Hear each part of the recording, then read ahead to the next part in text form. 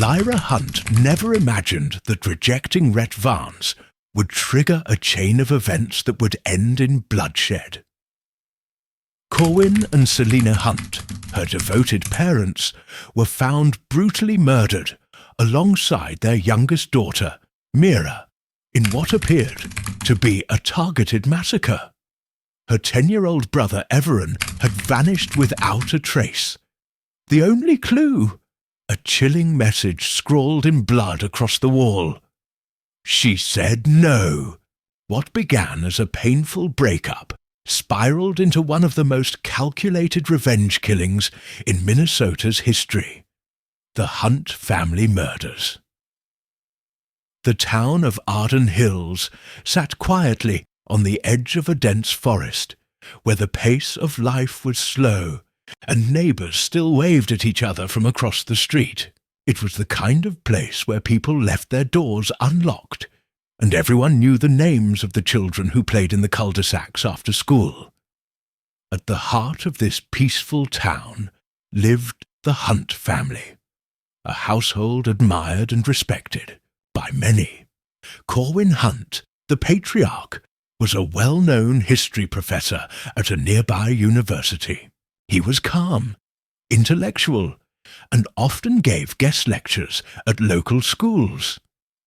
His wife, Celine, ran her own interior design firm out of their home office, bringing a tasteful elegance to the houses of Arden Hills. She had a flair for colour and space, and many people in town credited her with turning plain rooms into works of art. They had 3 children, each unique in their own way.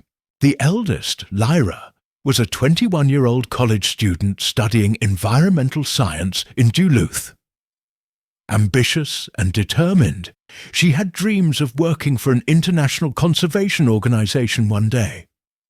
Her intelligence was matched only by her quiet strength.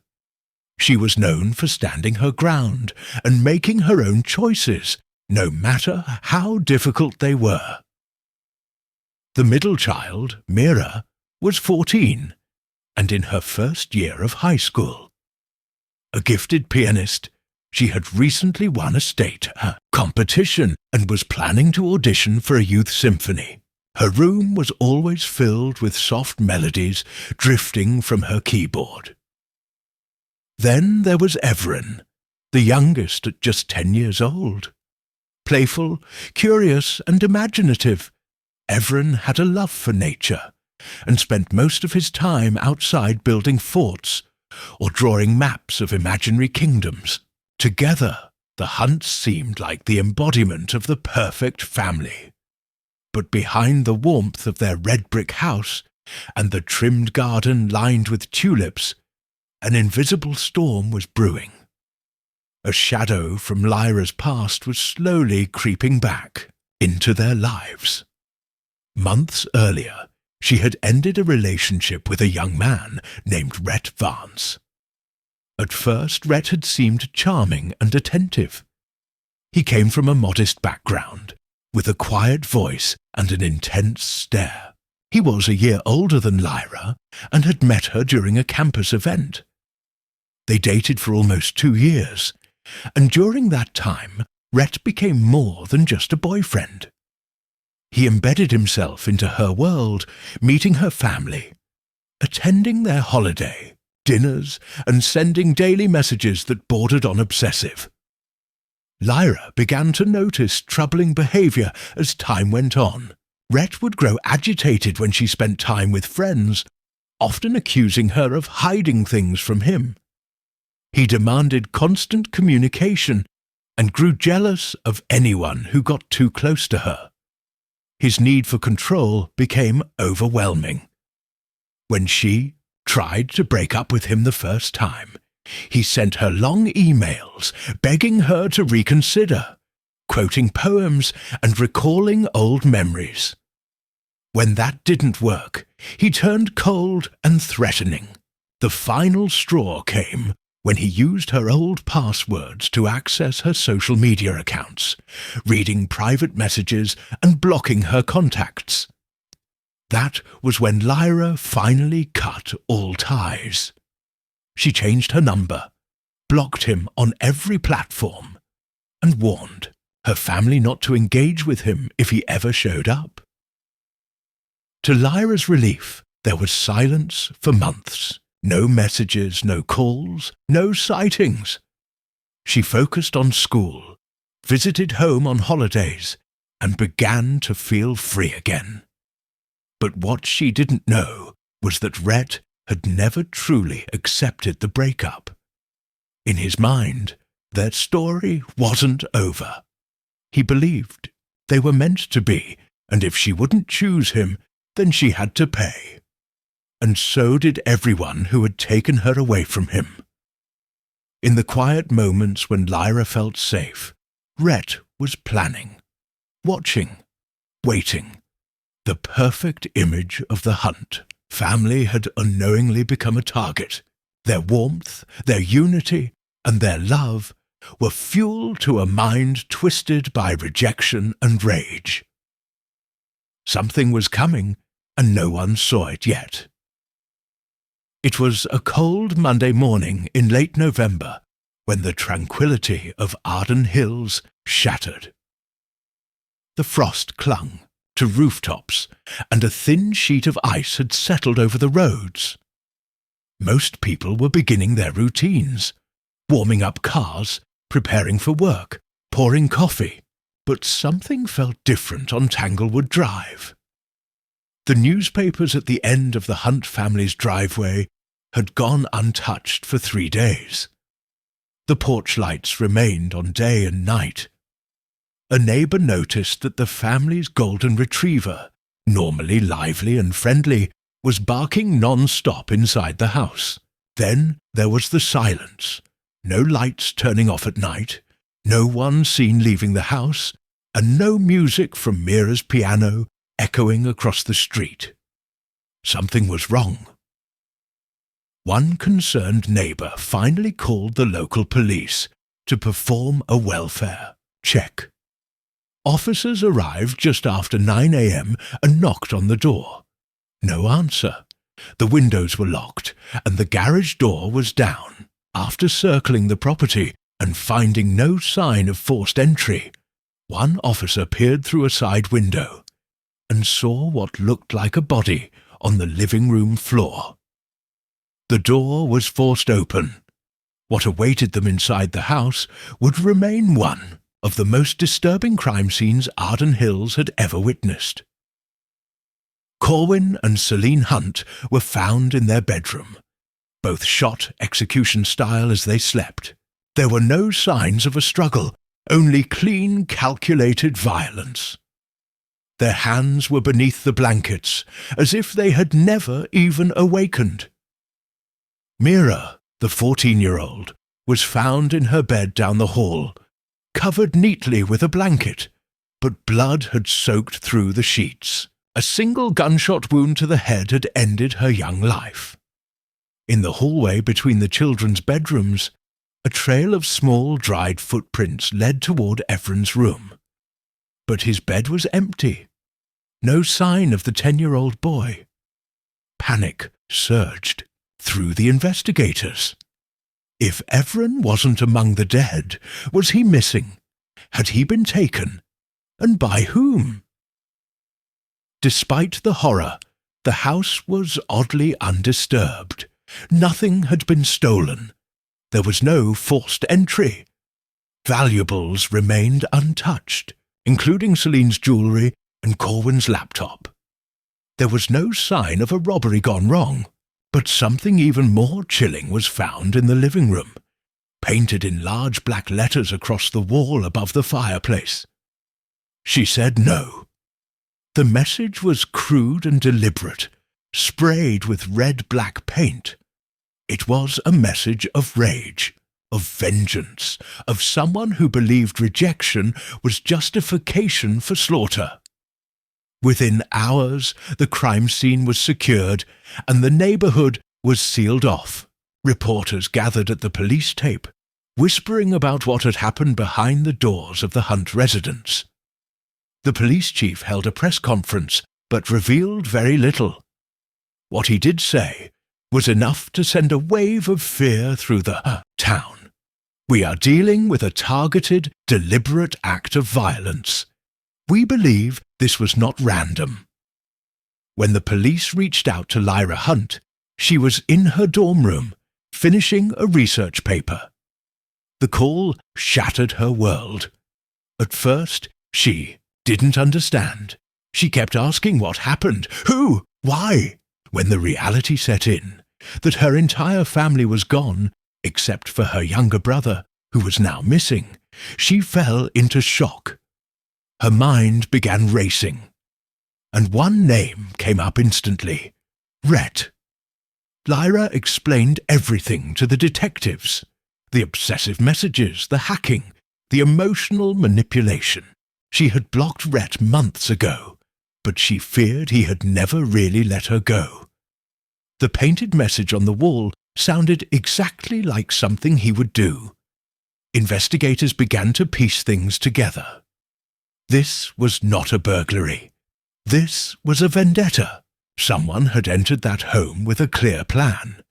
Eliminate everyone who mattered to Lyra. Everyone but her. The search for Evren became urgent. It was possible he had been abducted, or worse, had fled in fear and was now alone in the cold wilderness. As helicopters scanned the surrounding forest and officers combed through nearby roads and cabins, one thing became painfully clear. 3 Care and Inschätz hunts had been hunted, and the one person who might still be alive was now the key to unraveling what had happened inside that house. The horror was far from over. In fact, it had just begun. While the town of Arden Hills reeled from the horror inside the Hunt home, investigators were already deep into unraveling the twisted path that led to the murders. The message scrawled on the living room wall, "She said no," had pointed them toward Rhett Varnes almost immediately. Every detail uncovered about him over the next 48 hours only deepened the darkness surrounding the case. Rhett Varnes had no previous criminal record, no arrests and no documented history of violence. To the outside world, he had been a quiet, even polite young man. He had dropped out of college a year before and taken on odd jobs, mostly warehouse and overnight delivery work. But after his breakup with Lyra, Rhett's life took a steep descent into isolation and obsession. He cut off friendships, quit working, and stopped posting on social media entirely. He had disappeared from public view, but he hadn't stopped watching. The police traced Rhett's last known address to a small apartment in East Duluth.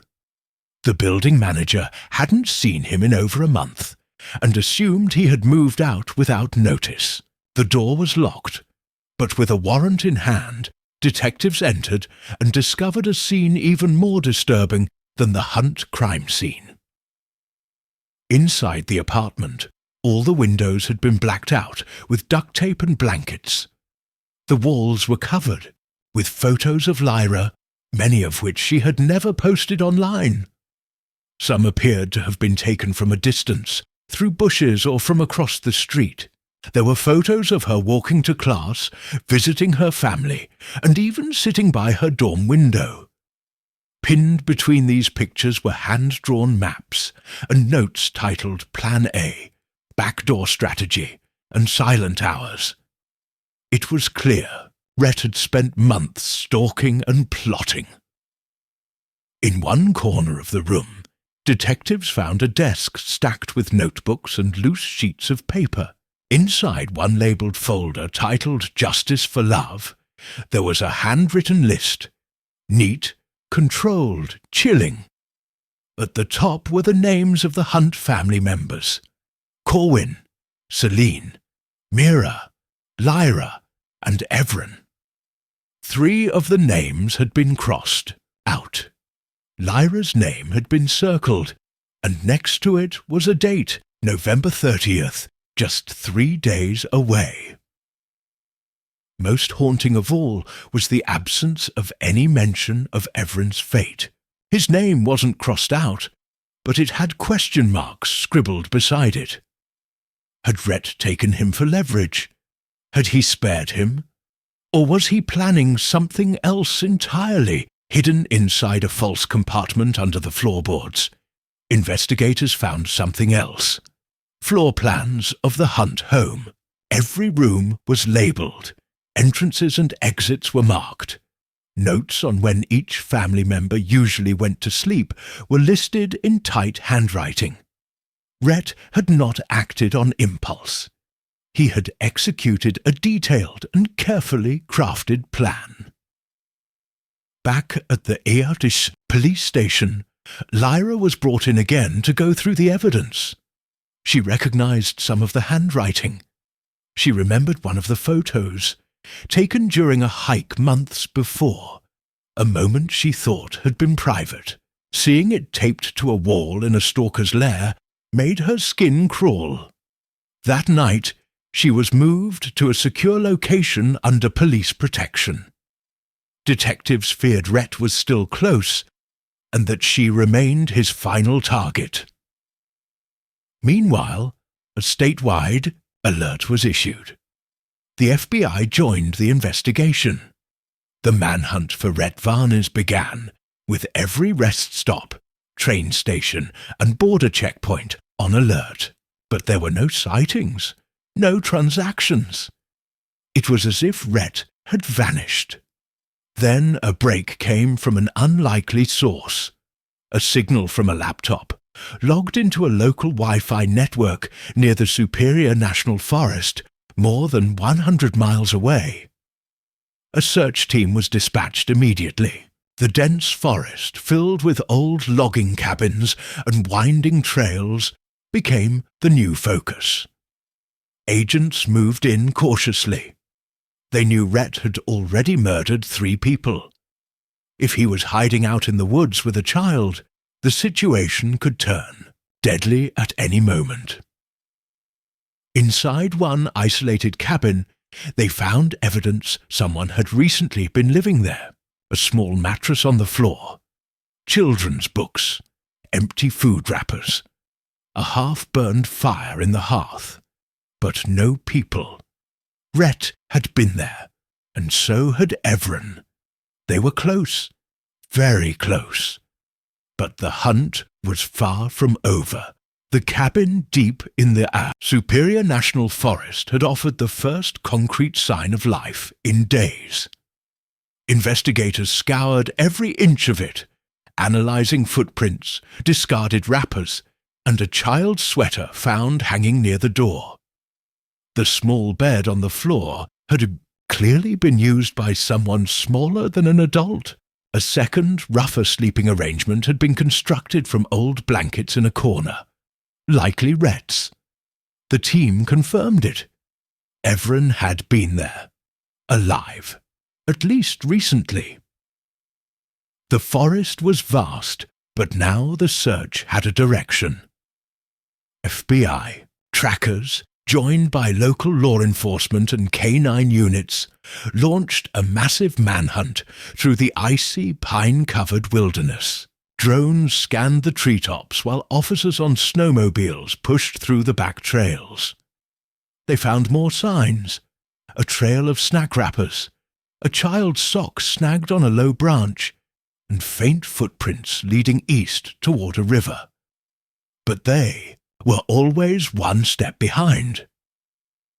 Meanwhile, in a command center set up at a ranger station, a profile of Rhett Varnes was being built. Psychological experts had reviewed his journals and concluded he was operating with a clear, although deeply disturbed, logic. His obsession with Lyra had mutated into something beyond romantic delusion. He saw her rejection as a betrayal, not just of him, but of some twisted version of fate. In his notes, he referred to the Hunt family as the chain that broke us, and Everin as the loose end. He didn't write about killing the boy, but he did write about shaping him. That realization terrified investigators. Was Rhett trying to indoctrinate the child? Turn him against the memory of his family? Or worse, make him part of something darker? While teams pushed deeper into the wilderness, news coverage of the case exploded nationwide. The phrase, "the Hunt family murders," became a chilling headline. But it wasn't just news. It sparked public outrage. Communities across Minnesota organized candlelight vigils. Flyers with Everin's face were posted in every gas station, diner, and school. A reward fund was started, and donations poured in. Strangers, shaken by the idea that a little boy had been taken from his home in such a brutal way, demanded justice. Yet, Rhett remained a ghost in the trees. Then, late one afternoon, a park ranger noticed a thin column of smoke rising from a remote area miles beyond the mapped trails. It was too far from public campsites to be accidental. A tactical team moved in silently under cover of darkness. As they approached, they saw a flickering fire through the cracks of an old hunting shack. No electricity, no plumbing. A single oil lamp cast shadows against the wall. Inside, Rhett was sitting on a broken chair, staring into the flames. Beside him, wrapped in a blanket and visibly shaking, was Everin. The takedown was swift. Officers breached the door and ordered Rhett to the ground. He didn't resist. He said nothing, didn't move, didn't even look surprised. He simply turned his head toward Everin, then back at the fire. When asked if the boy was harmed, he whispered, "He's clean, he's unbroken." It was a cryptic phrase that chilled every officer in the room. Everin was immediately taken to a nearby hospital.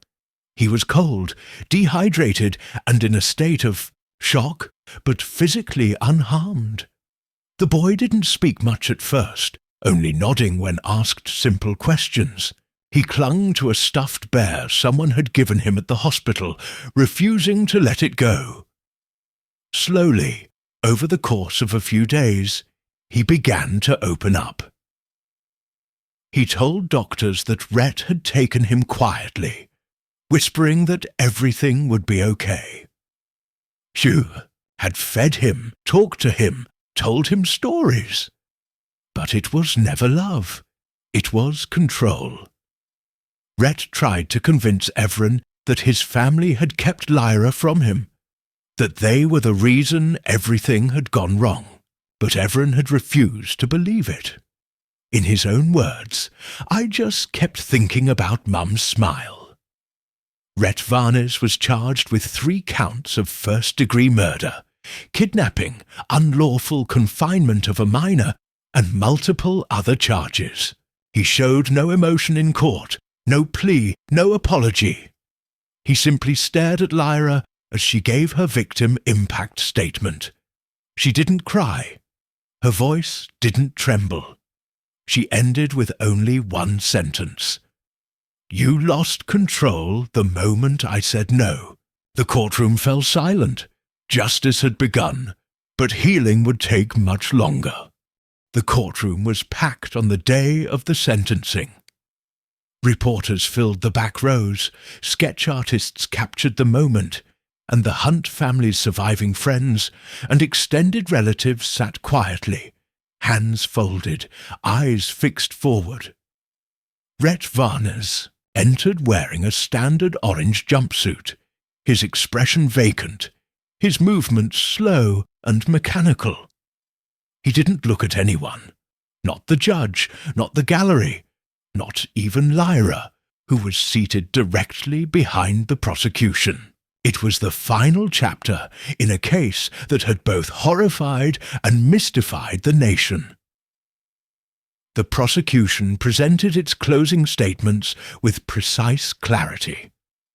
They recounted how Rhett had stalked Lyra for nearly a year following their breakup, planned an elaborate act of violence against her entire family, and then executed that plan with surgical cruelty. Every journal entry, every photo, and every floor plan had been laid out for the jury. Rhett hadn't acted out of temporary madness. He had rehearsed, mapped, and fantasized about the murders for months. He wanted Lyra to suffer by losing everything she loved. That was the motive. Plain and cruel. The defense had little ground to stand on. They attempted to argue mental instability, claiming that Rhett's emotional decline had gone unnoticed by those around him, and that he had spiraled into a delusional state. But the mountain of evidence, the careful planning, the coherent notes, the targeted nature of the attack, dismantled any argument for diminished responsibility. The jury needed only 4 hours to deliberate. The verdict was unanimous, guilty on all counts. As the judge prepared to deliver the sentence, he addressed the court with a gravity that matched the moment. He described the crime as a calculated massacre and called Rhett Varnes a manipulative, remorseless predator who preyed on the trust and love of a family. The sentence, life imprisonment without the possibility of parole. There would be no appeals, no chance for release. Rhett Varnes would die behind bars. But for Lyra and Everin, justice was not the end of the story. It was only the beginning of a long road toward healing. The 2 siblings, now all each other had, faced the daunting task of rebuilding their lives from the ashes of trauma. Everin was enrolled in a specialized trauma recovery program for children. He suffered from nightmares and would often ask if the doors were locked 3 or 4 times before going to sleep. He was only 10, but what he had seen and endured had aged him far beyond his years. Therapists worked with him gently, encouraging him to draw pictures, write stories, and talk about his family in ways that celebrated their lives, not just mourned their loss. Lyra took a leave of absence from college. She moved into a small rental home near the facility where Everin was receiving treatment. Her days became a routine of therapy sessions, schoolwork, and trying to create a sense of normalcy. She learned how to cook Everin's favorite meals, like grilled cheese and tomato soup. She played the old piano at night, the same one Mira had once played so joyfully. It was hard. Some days felt unbearable. But she refused to let Rhett's violence define what remained of their lives. Slowly, the community around them stepped in. Neighbors they didn't even know offered support. A local church organized weekly meal deliveries. Strangers sent letters, books, even toys for Everin. It was this outpouring of love, genuine, quiet love, that began to fill the empty spaces left by violence. A year later, on the anniversary of the murders, Lyra and Everin visited the gravesite of their parents and sister. They brought flowers. Everin left a drawing he had made of their family, with a sun shining above and everyone holding hands. He told Lyra he was ready to go back to school, that he didn't want to be scared anymore. As they walked back to the car, Lyra looked up at the sky. For the first time in months it felt open, not heavy, not threatening, just endless and maybe even a little hopeful. The Hunt family would never be whole again, but in the quiet resilience of 2 survivors, their memory lived on. Not in the tragedy that took them, but in the love that refused to die.